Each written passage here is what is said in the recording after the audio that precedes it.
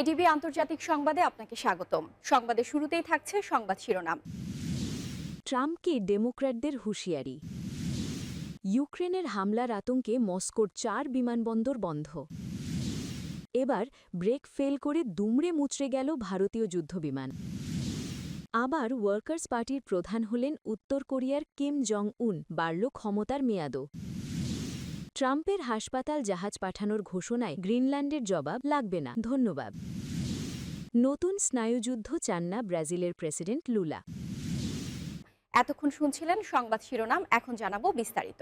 ট্রাম্পকে ডেমোক্র্যাটদের হুঁশিয়ারি। মার্কিন কংগ্রেসের ডেমোক্র্যাট সদস্যরা সতর্কতরে বলেছেন, প্রেসিডেন্ট ডোনাল্ড ট্রাম্পকে অবশ্য ইরানের বিরুদ্ধে সামরিক পদক্ষেপের বিষয়ে আইনগত কর্তৃত্ব মেনে চলতে হবে। তারা আরও বলেছেন, ট্রাম্পের উচিত কংগ্রেসের সঙ্গে পরামর্শ করে সিদ্ধান্ত গ্রহণ করা। ইরান যুক্তরাষ্ট্রের মধ্যে পারমাণবিক আলোচনা চলছে এবং দুই দেশের মধ্যে সংঘাতের আশঙ্কা করা হচ্ছে। এমন প্রেক্ষাপটে মার্কিন কংগ্রেসের ডেমোক্র্যাটরা ট্রাম্পকে সতর্ক করলেন। ট্রাম্পকে কংগ্রেসের অনুমতি ছাড়া কোনো সামরিক পদক্ষেপ না নিতে আহ্বান জানিয়েছেন তারা। ফ্লোরিডা থেকে ডেমোক্র্যাট প্রতিনিধি ডেবি ওয়াসারম্যান শুলস বলেন, ট্রাম্পের উচিত কংগ্রেসের সঙ্গে পরামর্শ করে স্পষ্টভাবে এটা ব্যাখ্যা করা কেন ইরান যুক্তরাষ্ট্রের জন্য এত বড় হুমকি এবং কেন ইরানের বিরুদ্ধে সামরিক পদক্ষেপ নেওয়া জরুরি। তিনি বলেন, সাবেক প্রেসিডেন্ট জর্জ ডব্লিউ বুশ 2003 সালে ইরাক আক্রমণ করার আগে কংগ্রেসের অনুমতি নিয়েছিলেন। এছাড়া মার্কিন সেনেটের চাক সোমার বলেন, ট্রাম্প প্রশাসন এখনও ইরান আক্রমণের জন্য তাদের উদ্দেশ্য এবং কারণ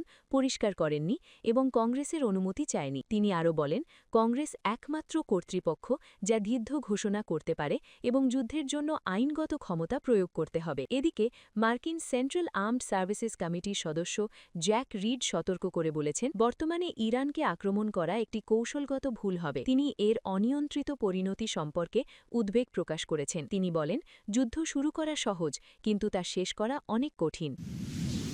ইউক্রেনের হামলার আতঙ্কে মস্কোর 4 বিমানবন্দর বন্ধ।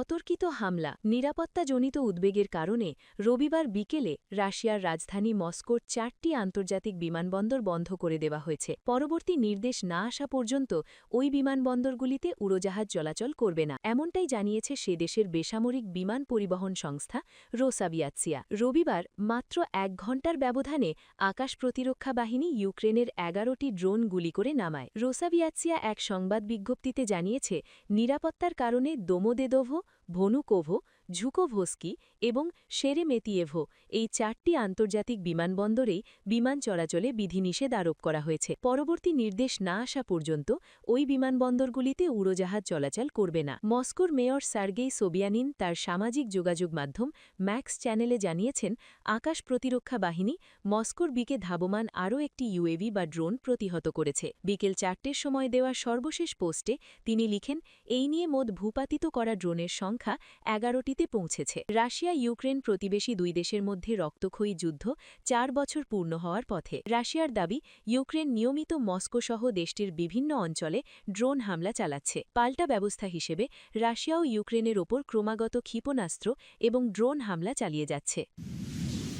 এবার ব্রেক ফেল করে দুমড়ে মুচড়ে গেল ভারতীয় যুদ্ধবিমান। আবারও বিপত্তিতে ভারতীয় যুদ্ধবিমান তেজস। এবার সেনাঘাঁটিতে অবতরণের সময় রানওয়ে থেকে ছিটকে গেল, দুমড়ে মুচড়ে গেল সেটির কাঠামো। যদিও দুর্ঘটনার মুহূর্তে বিমান থেকে বের হতে সক্ষম হন পাইলট, ফলে হতাহতের ঘটনা ঘটেনি। তবে বিমানটি যে পরিমাণ ক্ষতিগ্রস্ত হয়েছে তাতে ভারতীয় বিমান বাহিনী আরও একটি তেজস বিমান হারিয়ে ফেলল বলেই মনে করা হচ্ছে। যুদ্ধবিমান তেজস সম্পূর্ণ ভারতীয় প্রযুক্তিতে তৈরি, তবে সাম্প্রতিক তেজস বিপর্যয়ের কথা আনুষ্ঠানিকভাবে এর আগে জানায়নি ভারতীয় বিমান বাহিনী। দেশটির সংবাদ সংস্থা পিটিআই সূত্র উল্লেখ করে জানিয়েছে, চলতি মাসের শুরুর দিকে বিমান বাহিনীর ঘাঁটিতে একটি তেজস যুদ্ধবিমান দুর্ঘটনার কবলে পড়ে। বিমানটি সাধারণ প্রশিক্ষণ শেষে ঘাঁটিতে ফিরছিল। অবতরণের সময় ব্রেক কাজ করছিল না, মনে করা হচ্ছে ব্রেক ফেল হয়েছিল। বিপদ আসন্ন বুঝে দরজা খুলে লাফিয়ে পড়েন পাইলট, ফলে তার কোনো আঘাত লাগেনি। তবে তার পর মুহূর্তেই রানওয়ে থেকে ছিটকে দূরে গিয়ে পড়ে যুদ্ধবিমানটি। জানা গেছে, গত 7 ফেব্রুয়ারি তেজসের এই দুর্ঘটনা ঘটে। তারপরেই এই বিমানের নিরাপত্তা এবং যান্ত্রিক গোলযোগ নিয়ে তৎপর হয় ভারতীয় বিমান বাহিনী। প্রায় ৩০টি এক আসন বিশিষ্ট তেজস যুদ্ধবিমান বসিয়ে দেওয়া হয়েছে। সেগুলোর পরীক্ষা নিরীক্ষা করা হবে। যান্ত্রিক ত্রুটি রয়েছে কিনা খতিয়ে দেখা হবে। বিশেষজ্ঞেরা সবুজ সংকেত দিলে আবার তা ব্যবহার করা হবে। ২০২১ সালের ফেব্রুয়ারিতে ভারতীয় প্রতিরক্ষা মন্ত্রণালয় হিন্দুস্থান এরোনটিক্স লিমিটেডকে দেশটির বিমান বাহিনীর জন্য ৮৩টি তেজস যুদ্ধবিমান তৈরির অনুমোদন দিয়েছিল। চুক্তি হয়েছিল ৪৮,০০০ কোটি রুপির। পরে ২০২৫ সালের সেপ্টেম্বরে একই সংস্থাকে আরও ৯৭টি তেজস তৈরির অনুমোদন দেওয়া হয়। সেই চুক্তি হয় ৬২,০০০ কোটি রুপির। কিন্তু সময়ের মধ্যে কাজ শেষ করতে ওই সংস্থা বারবার ব্যর্থ হয়েছে। অভিযোগ জিই এরোস্পেস থেকে এরো ইঞ্জিনের যোগান মিলছে না। তেজসই এই নিয়ে তৃতীয়বার দুর্ঘটনা ঘটল।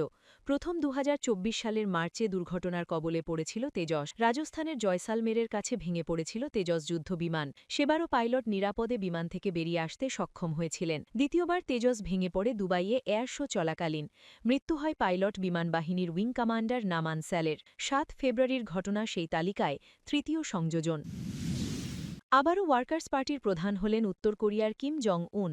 বাড়ল ক্ষমতার মেয়াদও। উত্তর কোরিয়ার নেতা কিম জং উন দেশটির ক্ষমতাসীন ওয়ার্কার্স পার্টির সেক্রেটারি জেনারেল হিসাবে আবারও নির্বাচিত হয়েছেন। এতে দলটিতে তার ১৫ বছর ধরে চলা নেতৃত্ব আরও দীর্ঘায়িত হচ্ছে। রাষ্ট্রীয় বার্তা সংস্থা কেসিএনের প্রতিবেদনে বলা হয়েছে, গতকাল রোববার দলীয় কংগ্রেসের চতুর্থ দিনে এই নির্বাচন অনুষ্ঠিত হয়েছে। এতে দলের কিছু নিয়মের পরিবর্তন করা হয়েছে। তবে এ ব্যাপারে বিস্তারিত কিছু বলা হয়নি। উত্তর কোরিয়ায় প্রতি ৫ বছর পর ওয়ার্কার্স পার্টির কংগ্রেস অনুষ্ঠিত হয়। ২০১১ সালে বাবা কিম জং ইলের মৃত্যুর পর থেকে কিম জং উন উত্তর কোরিয়ার সর্বোচ্চ নেতা হিসেবে দায়িত্ব পালন করছেন। ২০১৯ সালে দেশটির পার্লামেন্ট সংবিধান পরিবর্তন করে এবং সব রাষ্ট্রীয় বিষয়ে কিম জং উনের ক্ষমতাকে একক এবং অখণ্ড হিসেবে প্রতিষ্ঠা করে। ওই সময় কিম জং উনকে আনুষ্ঠানিকভাবে রাষ্ট্রপ্রধান ঘোষণা করা হয়। চলতি বছর ওয়ার্কার্স পার্টির কংগ্রেসে কিম দলের গত ৫ বছরের কাজ মূল্যায়ন করেছেন এবং আগামী ৫ বছরের জন্য নতুন পরিকল্পনা এবং লক্ষ্য নির্ধারণ করেছেন। উদ্বোধনী অধিবেশনে কিম বলেন, আমাদের নিজস্ব ধাঁচে সামাজিকতন্ত্রের লক্ষ্যে বাস্তবায়নের ক্ষেত্রে গত ৫ বছর ছিল গর্বের সময়। তবে তিনি স্বীকার করেছেন, এক্ষেত্রে নিষেধাজ্ঞা এবং বিশ্বব্যাপী জনস্বাস্থ্য সংকটের মতো বিষয়গুলো চ্যালেঞ্জ হিসেবে ছিল। ট্রাম্পের হাসপাতাল জাহাজ পাঠানোর ঘোষণায় গ্রিনল্যান্ডের জবাব, লাগবে না, ধন্যবাদ। সামাজিক যোগাযোগ মাধ্যমে এলোমেলো মন্তব্য না করে সরাসরি কথা বলতে যুক্তরাষ্ট্রের প্রেসিডেন্ট ডোনাল্ড ট্রাম্পের প্রতি আহ্বান জানিয়েছেন গ্রিনল্যান্ডের প্রধানমন্ত্রী জেন্স ফ্রেডরিক নিয়েলসেন। ট্রাম্প বলেছিলেন, গ্রিনল্যান্ডের মানুষকে স্বাস্থ্যসেবা দিতে দ্বীপ অঞ্চলটিতে তিনি একটি মার্কিন হাসপাতাল জাহাজ পাঠাচ্ছেন। ট্রাম্প তার মালিকানাধীন সামাজিক যোগাযোগ মাধ্যম ট্রুথ সোশ্যালে দেওয়া পোস্টে লিখেছিলেন, তিনি চিকিৎসা সামগ্রী ভর্তি একটি জাহাজ পাঠাতে যাচ্ছেন। ট্রাম্প দাবি করেন, দ্বীপটিতে অনেক মানুষ অসুস্থ এবং ঠিকমতো স্বাস্থ্যসেবা পাচ্ছে না। এ বিষয়ে গ্রিনল্যান্ডের প্রধানমন্ত্রী নিয়েলসেন বলেন, আমাদের পক্ষ থেকে উত্তর হল, লাগবে না, ধন্যবাদ।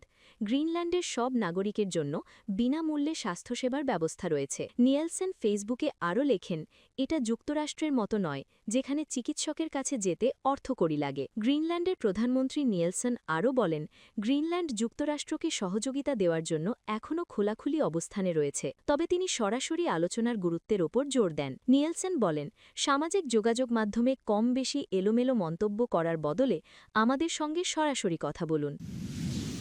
নতুন স্নায়ুযুদ্ধ চান না ব্রাজিলের প্রেসিডেন্ট লুলা। ব্রাজিল কোনো নতুন স্নায়ুযুদ্ধ চায় না বলে জানিয়েছেন দেশটির প্রেসিডেন্ট লুইস এনাসিও লুলা দা সিলভা। মার্কিন প্রেসিডেন্ট ডোনাল্ড ট্রাম্পের সঙ্গে সাক্ষাতের জন্য ওয়াশিংটন সফরের আগে সব দেশের প্রতি সমান আচরণের আহ্বান জানিয়েছেন লুলা। ভারত সফর শেষে গতকাল রোববার নয়াদিল্লিতে একটি সংবাদ সম্মেলনে লুলা বলেন, আমি মার্কিন প্রেসিডেন্ট ডোনাল্ড ট্রাম্পকে বলতে চাই যে আমরা কোনো নতুন স্নায়ুযুদ্ধ চাই না। আমরা অন্য কোনো দেশের অভ্যন্তরীণ বিষয়ে হস্তক্ষেপ করতে চাই না। আমরা চাই সব দেশকে সমানভাবে মূল্যায়ন করা হোক। আগামী মার্চের প্রথম সপ্তাহে ওয়াশিংটনে ট্রাম্পের সঙ্গে লুলার বৈঠক হওয়ার কথা। লুলা জানান, তাদের আলোচনার এজেন্ডায় বাণিজ্য, অভিবাসন, বিনিয়োগ এবং বিশ্ববিদ্যালয়গুলির মধ্যে অংশীদারিত্বের বিষয়গুলি স্থান পাবে। তবে গাজা যুদ্ধ, ভেনেজুয়েলার প্রেসিডেন্ট মাদুরোকে আটক এবং ট্রাম্পের শান্তি পর্ষদ সহ কিছু বিষয়ে লুলা ও ট্রাম্পের মতপার্থক্য রয়েছে।